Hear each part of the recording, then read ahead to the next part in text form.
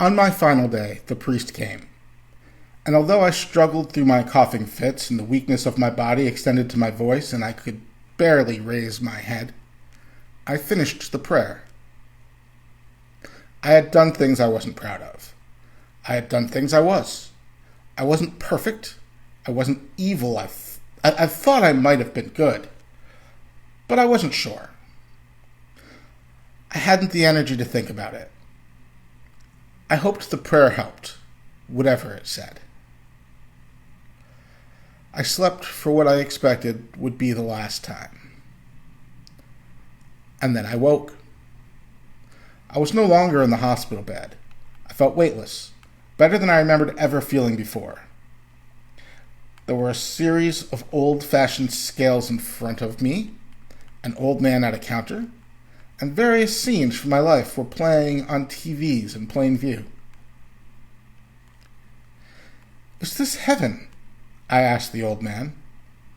He smiled a kind smile and gestured at a child I had not noticed who was watching one of the TVs. "Oh no, definitely not," laughed the child. "This is just for ambiance. Everyone expects something like this, so I set it up. Couldn't settle on a color scheme, still workshopping that." The scene he was watching was of me cheating on a test in high school. I imagined this boded poorly for me, so, resigned to my fate, I took a deep breath. "So, I'm going to hell then?" "Hell no," the child laughed. I looked confused, and the child spoke again. Sorry. I never get tired of that pun. Look, heaven and hell were things you guys made up. I'm not a monster. If I wanted a torture garden or whatever, you would all just be born on the sun or, like, some hot Jupiter or something. I don't know. I haven't thought about it. In heaven, if I knew how to make a perfect place and wanted a perfect place, I'd have started you there. "So what is it you want from me, my lord?"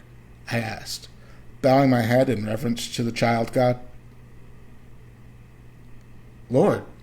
Oh, right, you were Christian, and you do that Lord thing. Look, I was really bored, so I tried to build a perfect place with friends who hung out and did cool things and played fun games. Just to pass time. Since I think I've got, like, a few trillion years before the whole universe erases itself, but I have no idea how to do that. Took my best shot, and this is what I got." I paused, taking this in. "But you," he continued, "you humans make it both better and worse than I could have.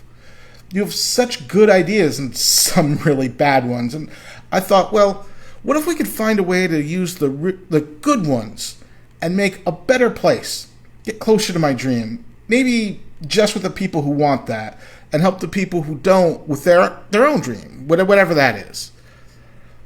And after he paused and I asked, "And you want me to help with that?" He chuckled softly. "Oh, definitely not. It's been a long time, and we've worked out something pretty good. It's not done yet, and we definitely need more people, but putting people who aren't ready there just messes the whole thing up." "So, now what?" I said, even more confused than I was when I had arrived. He answered excitedly, "One of the best inventions your people ever came up with. Therapy.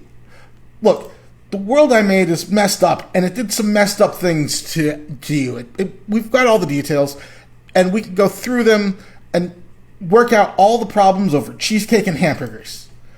He looked very pleased with himself. And then corrected, or whatever, that last part is negotiable. Whatever snacks you like. "And then I go to heaven?" I asked.